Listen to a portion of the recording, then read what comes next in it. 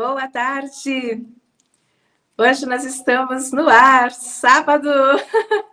Que bom ter vocês com a gente! E para vocês verem, hoje é uma continuação do que nós falamos ontem na sexta-feira, e esta é uma gravação. Hoje nós não estamos ao vivo, tanto que eu estou aqui, olha, com a mesma roupinha de ontem. Mas é exceção, tá? Normalmente todos os nossos episódios são ao vivo. Temos uma exceção nesse fim de semana e dividimos em 2 episódios. E esse de sábado nós daremos continuidade com a presença marcante do pastor Heraldo, que não pôde estar conosco ontem, então ele estará aqui hoje trazendo essa mensagem através desse episódio.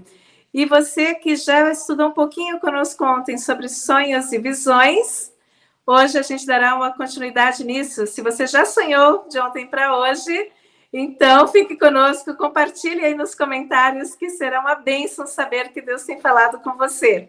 Almir, boa tarde. Boa tarde. Se você já acompanhou o último episódio, já sabe, quando o Filho de Deus ora, o céu responde. E hoje nós vamos ainda mais a fundo, né? Porque em toda a Bíblia, homens e mulheres que oraram com o coração sincero foram visitados em sonhos, visões e revelações sobrenaturais. E como a gente havia dito anteriormente, Deus falou com José no cárcere, com Salomão no meio da noite, com Daniel no meio do caos, com João no exílio de Patmos, onde o céu inteiro se abriu diante dos seus olhos. Sim, o Apocalipse, o livro da revelação, nasceu de uma visão que começou com uma oração, para vocês verem a importância disso. E hoje vamos abrir as Escrituras e caminhar entre os textos que provam Deus nunca parou de falar. E quando você ora, Ele ainda vai te visitar em sonhos. E hoje nós vamos receber o nosso querido pastor Heraldo Oliveira. Boa tarde, pastor. Boa tarde, que bênção. Eu estava ouvindo ontem, na verdade eu não consegui entrar, mas eu ouvi ontem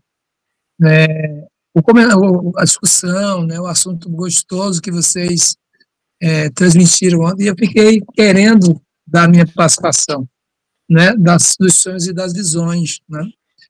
Nós estamos falando de sonhos e visões bíblicas, né? Sonhos e visões bíblicas. Exatamente. Eu estou aqui nesse encontro, é a minha primeira vez, mas eu quero crer que será uma série de outras vezes, porque onde a palavra de Deus é compartilhada, né, é sempre bom estar, é sempre bom compartilhar, receber esse alimento.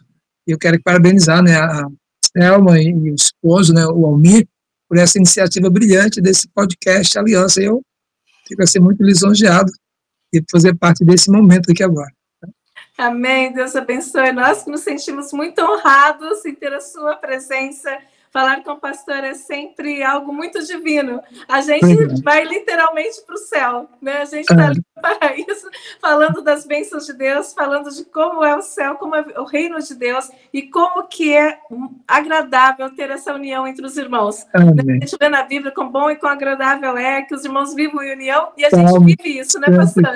Então, esse abraço que Deus nos uniu é muito gostoso mesmo.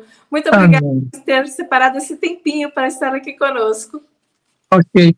Eu quero dar princípio aqui uma oração, né? Deixar aqui registrado esse momento em que nós entramos juntos na presença de Deus, já que estamos falando o poder que a oração pode trazer, o poder da oração, a igreja que ora, o poder sobrenatural da comunhão com o céu, dessa relação de oração. Vamos então iniciar, né? Orando. Amém. Né? Oremos. Nessa tarde, início de um novo dia, nós queremos agradecê-lo, ó Deus querido, Deus grande e temível, por nos permitir, por sua graça, entrar na sua presença pela nossa fé. É muito bom compartilhar a sua palavra, é muito bom ouvir a sua voz, é muito bom nos unir em comunhão, e mesmo nesse modo virtual, poder entrar na presença do sobrenatural, um Deus que não está offline, um Deus que está online, um Deus que está presente na vida de todos aqueles que o buscam em espírito e em verdade. E mesmo naqueles que não buscam, o Senhor é um Deus presente, porque o Senhor faz cair chuva sobre bons e maus. Obrigado por esta aliança, obrigado por este momento, e obrigado por esse mistério da ciência, que através da telefonia celular nos conecta a distâncias significantes, desde Alagoas a São Paulo, desde São Paulo aos confins da terra, e na oração até o terceiro céu. Fica conosco, batiza-nos com o Espírito Santo, enche-nos da tua presença, é a nossa oração, em nome do Senhor Jesus. Amém. Amém, amém.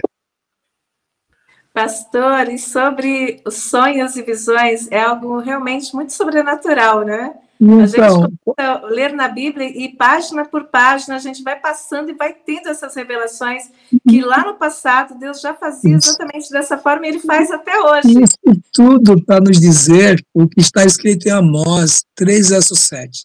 Através do profeta Amós, isso diz assim, o profeta diz, certamente o Senhor Deus não fará coisa alguma sem revelar os seus segredos aos seus servos, os profetas. Lá no Novo Testamento, em Marcos 4 verso 11, Jesus disse, a vós outros é dado conhecer os mistérios do reino de Deus, aos demais falo por parábolas, para que vendo não vejam e ouvindo não entendam. Né? A vocês que são meus seguidores, eu revelo os segredos. Então Deus tem uma relação, uma aliança com a terra, através da sua igreja, através dos seus servos, aqueles que se colocam, né, na dispensação da sua vontade, na dispensação da sua graça. Então, é por isso que Deus, os sonhos e as visões, não são nada mais do que Deus querendo revelar o seu plano, querendo manter contato com esse planeta. Enquanto a NASA, os grandes homens da ciência estão tentando mostrar que existe uma conexão entre seres extraterrestres, nós entendemos que existe uma conexão com o celestial, com o Deus do sobrenatural. Então, Deus, Ele não deixou essa terra a sós, a revelia. Ele mantém uma conexão. Então, os sonhos e visões é uma forma de Deus manter essa terra atualizada dos seus planos, dos seus projetos, e ainda mais em dizer que Ele é um Deus mantenedor, que Ele não está longe, nem estamos alheio, né, ao seu cuidado. É certo que não dorme o guarda de Israel. Então, Deus se comunica.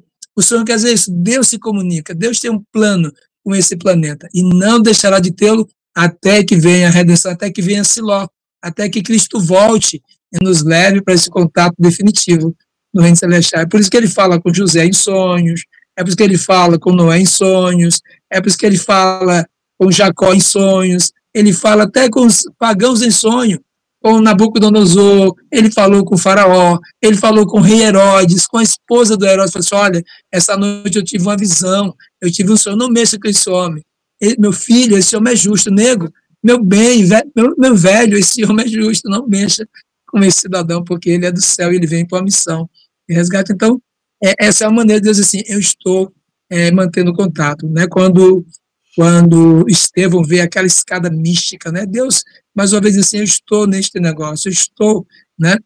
Não farei coisa alguma sem revelar os meus segredos. Então, Deus tem conexão, a Daniel, enfim. E a nós, né? Que podemos... Agora, um outro detalhe que eu quero deixar é o seguinte, quando Jesus está no caminho de Emaús ali, e os discípulos decepcionados, porque não viram no terceiro dia da ressurreição, Jesus os chama de necios e tardos de coração. E ele fala assim, necios e tardos de coração, para crer tudo que os profetas vos disseram. Não devia se cumprir o que devia estar escrito na lei de Moisés, nos profetas e nos salmos. Então, o que é que eu quero dizer com isso? Muito cuidado quando você vai apelar para os seus sonhos ou para sonhos de algum líder religioso. Se esses sonhos não for, se você não buscar os sonhos bíblicos, cuidado com os sonhos. Eu tive um sonho a seu respeito. Né? Um amigo meu, pastor, ele me conta que um dia estava em casa, ele ia fazer uma viagem para um conselho da igreja, e a netinha que estava com eles nesse final de semana falou assim para ele, vovô, eu tive um sonho com o senhor, e eu sonhei que o avião caía. E como ele é psicólogo e terapeuta familiar, ele falou assim, Heraldo, eu pensei assim, se eu desse vazão ao sonho, eu criaria na minha neta uma superstição, né? Eu daria reforço positivo a um sonho que não era real. Aí eu não viajaria porque minha neta teve um sonho. Pronto, a partir dali, todos os sonhos da minha neta têm que ser obedecidos, né? Ele foi à viagem, graças a Deus, nada aconteceu, o avião não caiu. Imagina, então, muito cuidado quando você vai, né, acatar os sonhos de alguém, quando, na verdade, os sonhos de Deus são melhores. Vai para a Bíblia. Os sonhos revelados na Bíblia é a nosso respeito. E não precisa que você sonhe mais aquilo que já foi sonhado pelos profetas. Os sonhos dos profetas é o sonho de Deus revelado em sua palavra. Então, se apodera desses sonhos revelados e lembra que esse sonho também é a teu respeito, ok? Então, aí, olha, o profetismo é muito, hoje existe muito profetismo, né? O Senhor me revelou isso, Deus está me dizendo aquilo, e as pessoas não leem a Bíblia, não vão lá para a palavra de Deus. Então, como esse podcast aqui tem como ênfase principal o valor e a atualização das Escrituras, temos que seguir nesse caminho. Exatamente, Sim. A gente precisa seguir o que está na Bíblia, né? Eu gostaria de voltar na história de Jesus no caminho de Emaús. Porque ali, quando os discípulos também, que foi depois da ressurreição dele, eles estavam comentando a respeito da crucificação de Jesus. E eles estavam caminhando, Jesus chegou, caminhou com eles, e eles nem perceberam que era Jesus. Eles não tiveram ali o discernimento de que Jesus estava no meio deles. E só a partir do pão, né? E aí, Selma, entra outro elemento, né, que você precisa muito cuidar na hora de ter sonhos, visões e vontades. Às vezes, as nossas perspectivas erradas nos fazem também ter sonhos errados. Às vezes, faz com que a gente tenha compreensão errada. Por quê? A preocupação, a ansiedade cega, né? Cega. Por isso que Pedro diz assim, sede sóbrios e vigilantes. O diabo, ele se apodera de pessoas ansiosas, ele engana com mais facilidade pessoas que estão com perspectivas erradas, sonhos surreais, sonhos irreais, né? Estão sonhando aquilo que não tem possibilidade de realizar. Exemplo, eles estavam decepcionados porque Jesus não havia ressuscitado, pelo menos na visão deles. E mais outra questão que é muito, muito notável aí, já que você entrou por esse ambiente do caminho de Emaús, vamos então entrar nessa trilha. O que ocorreu ali foi o seguinte, é que eles tinham uma perspectiva real, uma perspectiva errada a respeito da natureza do reino que Cristo estava pregando. Você percebe que assim, e nós pensávamos que fosse ele que restauraria o reino a Israel. Vocês estão pensando no reino terreno, quando Jesus está pregando para ele um reino celestial, né? Um reino vindouro. E eles estão nessa perspectiva. Então, a ansiedade de ter um reino restaurado, de que ele fosse o rei terreno, faz com que eles não acreditem na profecia, na visão que havia sido dada de que ele ressurgiria. Então, isso aqui é mais uma questão a se discutir, que isso aqui dá pano para as mangas, né? Isso aqui vai dar conversa para um podcast de umas 10 horas, uma noite inteira, né? A ansiedade da gente, né? Esse estresse do dia a dia pode nos levar para um lugar, né? de uma compreensão errada a respeito das visões divinas e da vontade de Deus para a nossa existência e também para a sua igreja aqui neste mundo, preparando um pouco para o seu regresso. Isso a gente tem que cuidar muito com isso. Sim, temos que tomar cuidado com sonhos enganosos, realmente, como o pastor disse. E lá na Bíblia, lá em Jeremias, né, tem uma passagem que fala sobre os sonhos enganosos. Jeremias 23, 25 e 26. Ouvi o que dizem aqueles profetas, profetizando mentiras em meu nome, dizendo, tive um sonho. Até quando isso continuará no coração desses profetas que profetizam mentiras e que são profetas do engano do seu próprio coração? Nem todo sonho que parece espiritual vem de Deus. Às vezes é engano realmente do próprio coração, até manipulação, né? Não é Almir, qualquer sonho que contraria aquilo que já foi estabelecido como regra divina é um sonho de um profeta falso.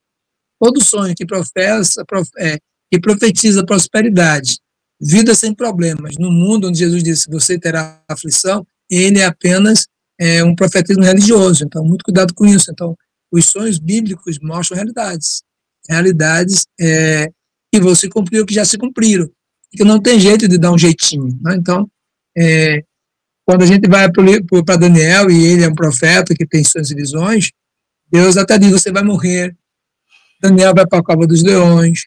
Não houve nenhum profeta que não passasse por provas, nenhum profeta que profetizou paz nessa terra enquanto ele esteve aqui. Ele profetizou paz no reino celestial. Os próprios profetas passaram por privações e martírio, né? Então, não houve um sonho que isentasse eles, né? Que o céu é aqui. Né? Como diz a Tina Turner, paradise is here, né? O paraíso é aqui. Aqui não temos um paradise. Não é o nosso paradise, né? Nosso céu não é aqui. Os sonhos que nós sonhamos são os sonhos de um futuro de glória, que não se cumpre aqui, até agora, porque depois nós vamos perceber que haverá um milênio no céu, né? nós estaremos ali e voltaremos para a nova terra estabelecida. É isso que eu creio, é isso que a Bíblia diz no Apocalipse, que a noiva virá, né? A Jerusalém virá como noiva, então nós viveremos aqui, aí sim, uma terra, um paraíso, né? Um jardim do Éden, um novo Éden. Né? A nova Jerusalém, a nova Sião, né? Tem os nomes aqui na Bíblia, mas todos eles nos levam para este lugar de eternidade. Neste lugar que Deus tem preparado. E os sonhos de Deus são maiores que os nossos, os caminhos dele são maiores que os nossos. E quando ele revela o sonho, é para que a gente olhe para esses sonhos, entenda essa interpretação na comunhão com Deus e que Deus também está querendo nos usar em alguma coisa, né? Deus os planos. Isso, ou seja, os sonhos dos profetas, porque é o seguinte, a Bíblia é um produto divino humano. O que a Bíblia é?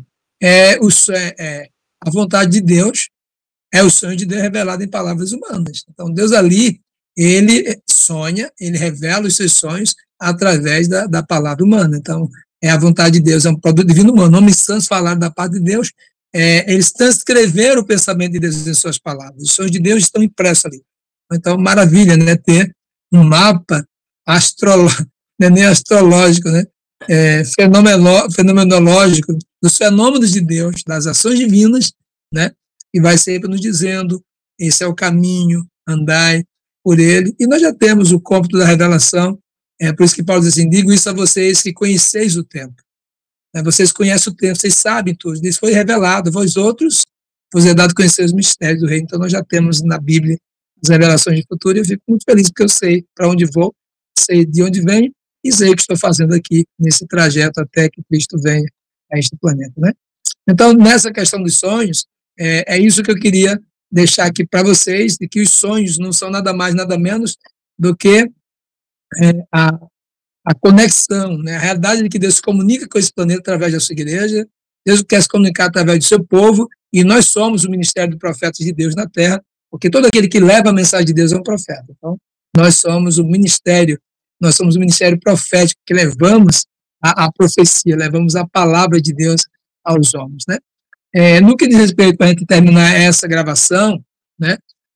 O poder da igreja, o que acontece quando a igreja ora? Como o Almir colocou aqui, em várias passagens, nós temos momentos poderosíssimos, né, que marca o poder dessa igreja quando ela ora. Não houve na história da igreja, seja no Antigo Testamento ou na igreja do Novo Testamento, um momento, sequer nenhum momento em que não houve necessidade de oração. O que é oração? O que é oração? Vamos lá começar o que é oração. Uma escritora cristã que eu aprecio, os seus escritos, chamada Ellen G. White, inclusive foi também adventista, ela escreve no livro Caminho para Cristo, um comentário sobre a vida de Jesus, ela diz que a oração é o abrir do coração a Deus como a um amigo. Ela diz mais, a oração não propõe mudar o coração de Deus, mas muda o coração daquele que ora. A oração não faz Deus descer até nós, mas eleva-nos a Deus, né? E há uma citação dela que eu, de tanto ler, eu decorei. E eu quero citar aqui para vocês, que diz assim, a oração é a resposta para cada problema da vida. Ela nos põe em sintonia com a sabedoria divina, a qual sabe como ajustar cada coisa perfeitamente. Às vezes, deixamos de orar em certas circunstâncias, porque, a nosso ver, a situação é sem esperança, mas nada é impossível com Deus. Nada é tão emaranhado que não possa ser remediado. Nenhuma relação humana é tão tensa que Deus não possa trazer a reconciliação e a compreensão. Nenhum hábito é tão profundamente enraizado que não possa ser vencido. Ninguém é tão doente que ele não possa curar. Ninguém é tão fraco que ele não possa tornar forte. Nenhuma mente é tão obscura que ele não possa tornar brilhante. Por isso, se alguma coisa nos causa preocupação ou ansiedade, faremos de propagar e confiemos em Deus, por restauração, amor e poder. Há poder na oração, há poder na igreja que ora. Eu gosto muito da vida da igreja apostólica. A vida da igreja apostólica, né?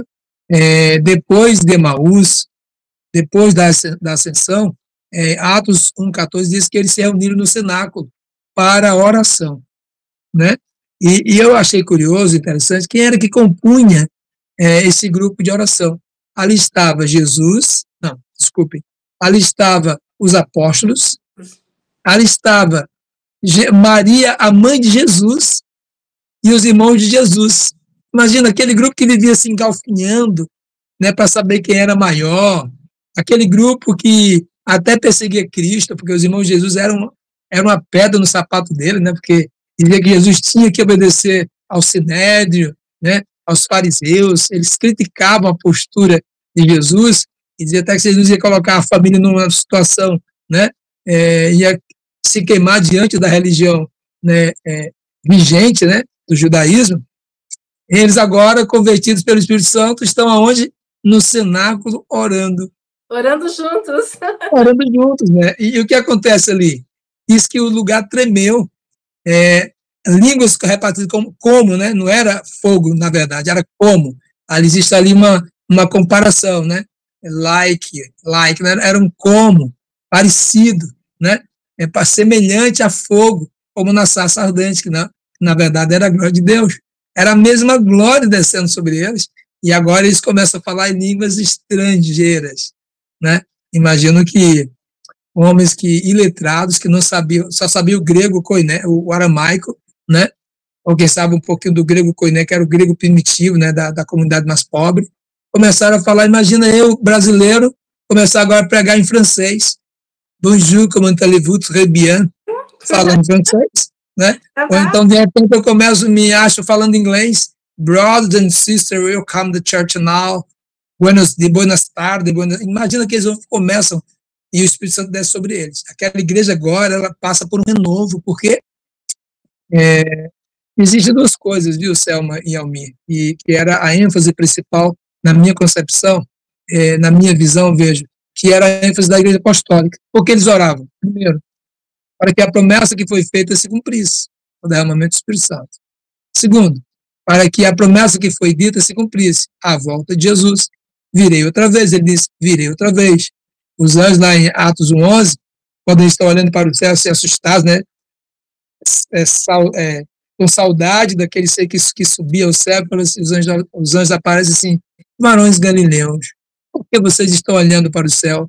Este Jesus que vocês estão vendo subir, virá da mesma forma que vocês estão vendo, né? Virá em forma corpórea, da mesma forma que estava querendo fazer em forma corpórea, mas em glória. Então, ali os anjos confirmaram, ele vai voltar. E eles continuaram perseguindo esse ideal da volta de Jesus. Por isso que eles também eram adventistas, porque aguardavam o advento do Senhor a essa terra, né? E eram essas duas ênfases. E nessa ênfase, eles oram. Primeiro que eles tinham uma comissão evangélica. Eles querem o poder para quê? Para propagar. A grande comissão diz, portanto, e Jesus em Atos 1:8, e recebereis poder ao descer sobre vós o Espírito Santo. E esse poder, estava lendo um livro de um pastor adventista chamado Mark Phelan, e o pastor Mark Phelan, no livro Reaviva-nos outra vez, diz o seguinte, e Ellen G. White também diz isso no livro Testemunho, Mensagens Escolhidas, nenhum reavivamento aconteceu sem oração. Nenhum reavivamento acontece sem ser precedido pela oração. Então, a oração é tudo, né? Uma igreja reavivada é uma igreja que ora. Aí você vai, eu não vou aqui dissecar todos os textos, mas quando você chega em Atos capítulo 12, Pedro está preso. Tiago já tinha sido cerrado pelo meio, ao imperador competia e agradava ao seu auditório o que ele estava fazendo, ele queria ganhar, né, a popularidade, ele queria continuar no poder, e já estava preparando Pedro, e precedia a Páscoa. Pedro ia ser entregue por libação, ia ser entregue como um cordeiro, né? Tiago já tinha sido cerrado, e a igreja então começa a fazer o quê? Orar.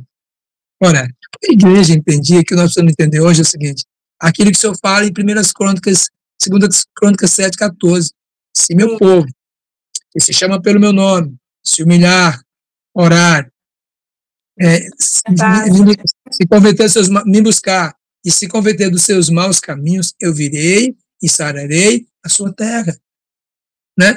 Além da oração ser um ato de comunhão com o céu, a minha relação com Deus se dá através da oração, os efeitos deste gesto redundam em benefício de transformação. Se meu povo que se chama pelo meu nome, se humilhar, orar, né? Lá no capítulo 9, Daniel ora pedindo a Deus a revelação da visão das 2.000 tempestades de manhã, de Daniel 8:14. Como é isso? 2.300 de manhãs e o santuário será purificado? Explica isso. Então começa a orar. Ele quer saber. Lá no capítulo 10 é o ápice da oração. Eu vim quando você aplicou seu coração, né, a compreender as minhas palavras, eu vim para te dar a revelação. Então, nada aconteceu na igreja de Deus, desde os dias de Abraão, no capítulo 12, desde Noé, que Noé não precisava, né? Noé tinha, mas desde Noé até os nossos dias, até os sinais dos tempos, não podemos esperar nada sobrenatural senão por meio de uma comunhão ininterrupta. Existe até uma cita, uma citação, e alguém escreveu o seguinte: Satanás só pode vencer uma pessoa sobre duas condições. Primeiro, que ele negligencie a oração, ou que ele negligencie o estudo da palavra de Deus. Ele vai vencer facilmente toda pessoa que negligenciar o estudo da palavra e a oração. E a citação continua dizendo: aquele que ora e não lê a Bíblia, um dia deixará de ler a Bíblia. Entendeu? Aquele que lê a Bíblia e não ora, aquele que lê a Bíblia e não ora, um dia deixará de orar. Um dia deixará de ler a Bíblia. E aquele que ora e não lê a Bíblia, um dia deixará de orar. Então, as duas coisas você tem que ter junto. Então, nesse podcast, nessa gravação, eu quero convidar você, né, a experimentar dentro da palavra os efeitos da oração na Igreja de Cristo, e com certeza, meu querido, na sua vida, né? Na sua vida, a oração tem que ser cardápio principal. Tem que ser cardápio principal, ok? Tem que ser cardápio principal. Então, qual é o resultado? Quando o Pedro está lá preso, as grades do presídio se rompem, e se você quer milagre de oração, não procure nas igrejas modernas, no mundo religioso atual, procure na igreja apostólica, né?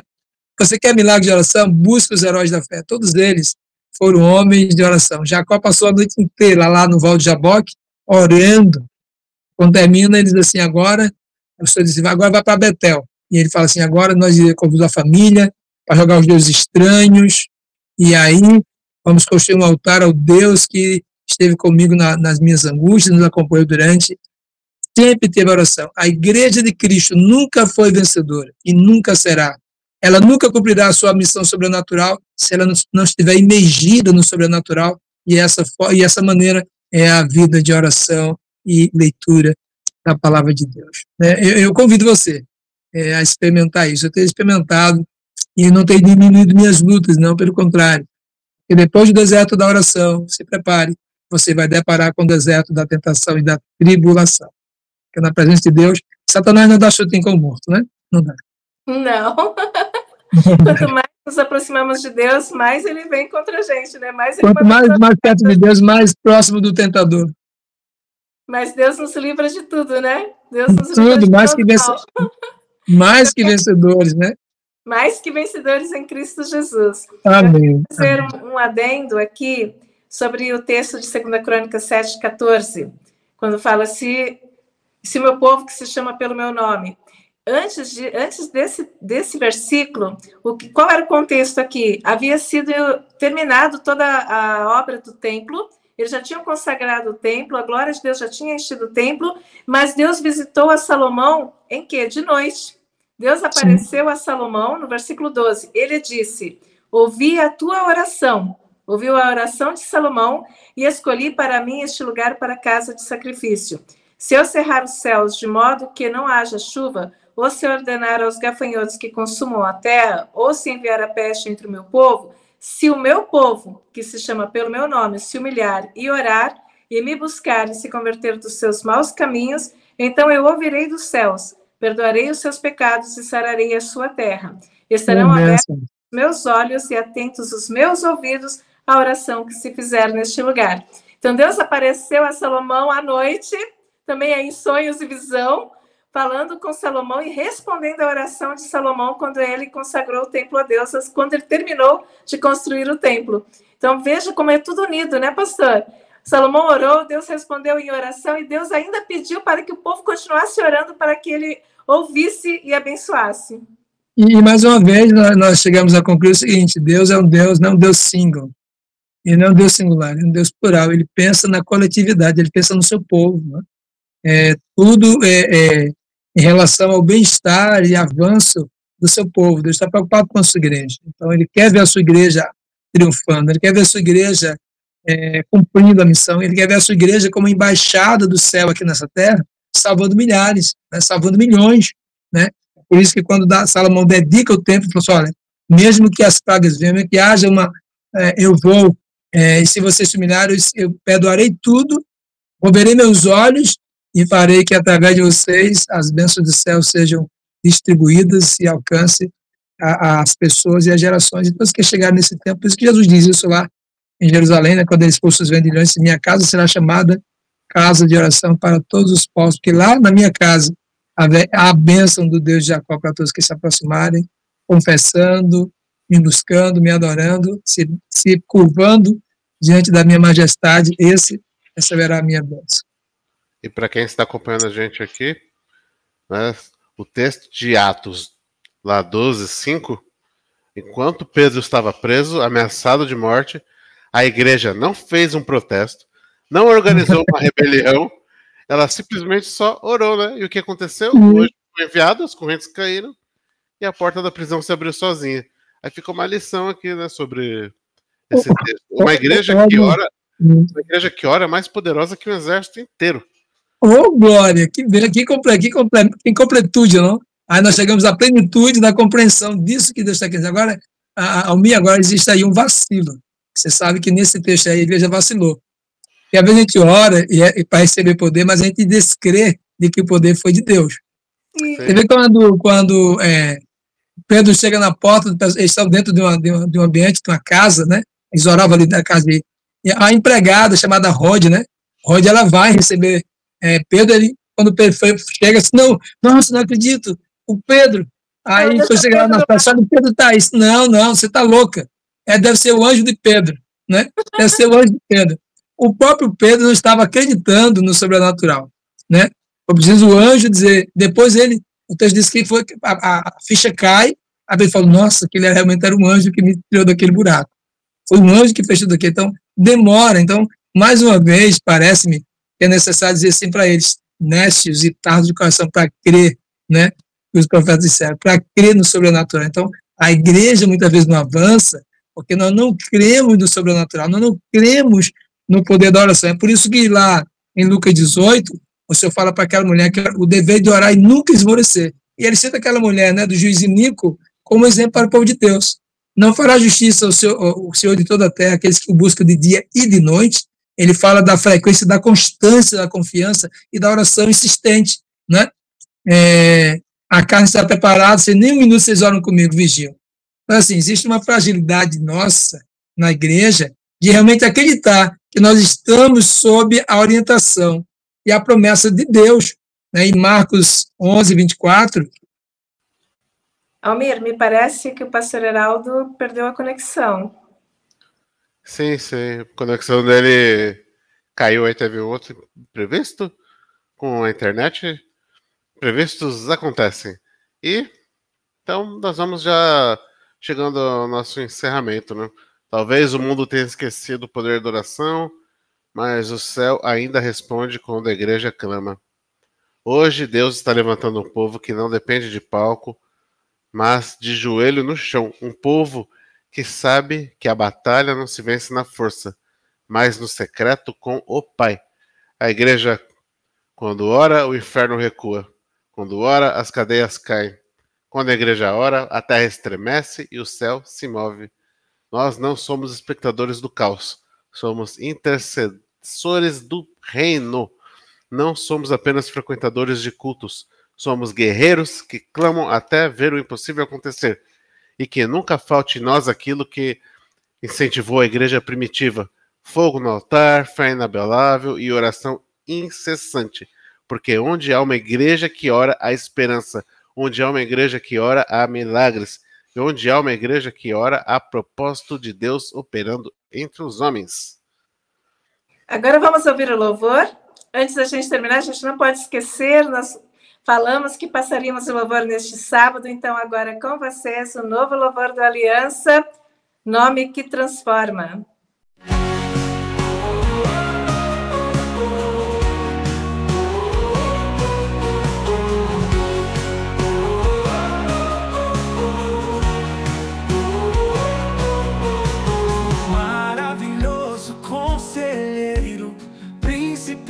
da paz. Ele é o Rei dos Reis, sua glória não tem fim. Emmanuel, Deus conosco, o Cordeiro que se deu, Alfa e Ômega, início e fim, o Salvador é fiel.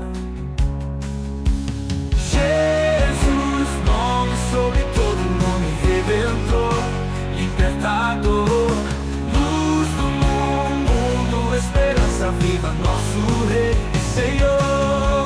Véu, Jesus, nome sobre todo nome, Redentor, libertador, luz do mundo, esperança viva, nosso Rei e Senhor.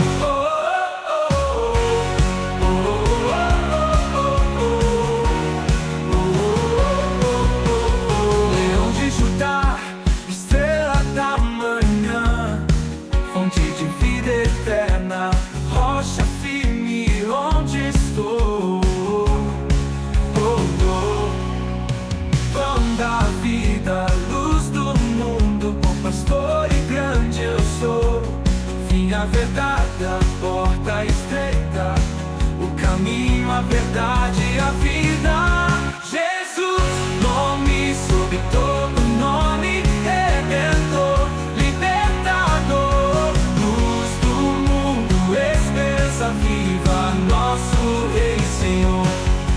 Véu, Jesus, nome sobre todo nome, Redentor, libertador, luz do mundo, esperança viva, nosso Rei e Senhor.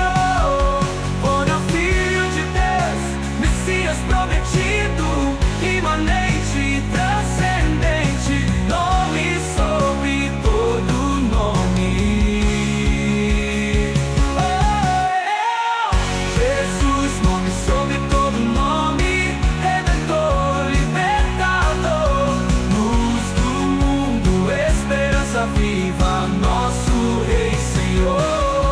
Final, santo, santo, digno de louvor, nome sobre todo nome, Jesus Cristo Salvador.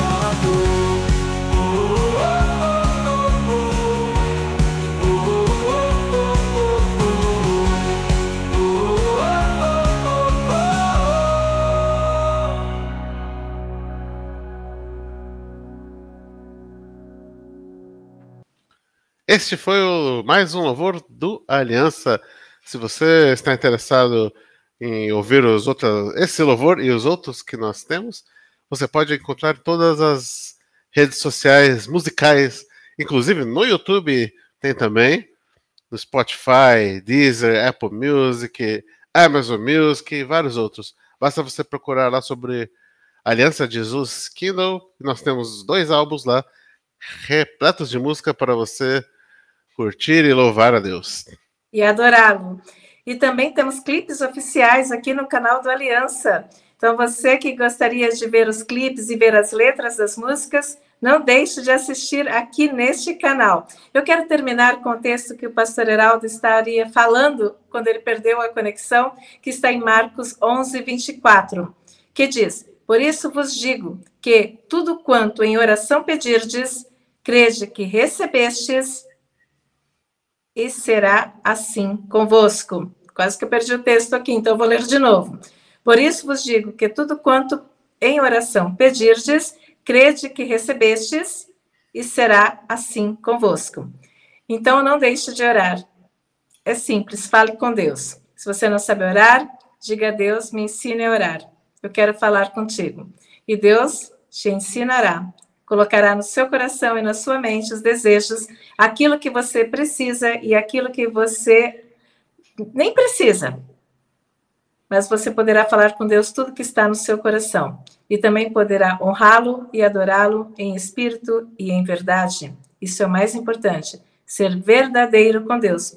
Porque Ele nos conhece, Ele sabe tudo o que pensamos, tudo o que sentimos, tudo o que precisamos. Ele tem cuidado de nós. Para você que nos acompanhou até agora, Deus te abençoe. Não deixe de ler a Bíblia, não deixe de orar. E você pode ler a Bíblia conosco todos os dias, às 20 horas, neste mesmo canal, leia a Bíblia. E não esqueça de se inscrever no canal do Aliança e receber as notificações. Porque assim, quando a gente entrar lá para fazer a leitura da Bíblia, você já vai receber a notificação que nós estamos começando. Então, levanta-te, igreja, chega a hora de voltar à torre de vigia, dobrar os joelhos e clamar pelos céus e ver a glória de Deus se manifestar, porque a oração ainda move montanhas e o Deus que ouve ainda responde com fogos. Tchau, pessoal, até a próxima! Amém, amém e amém. Deus abençoe. Beijo. Tchau.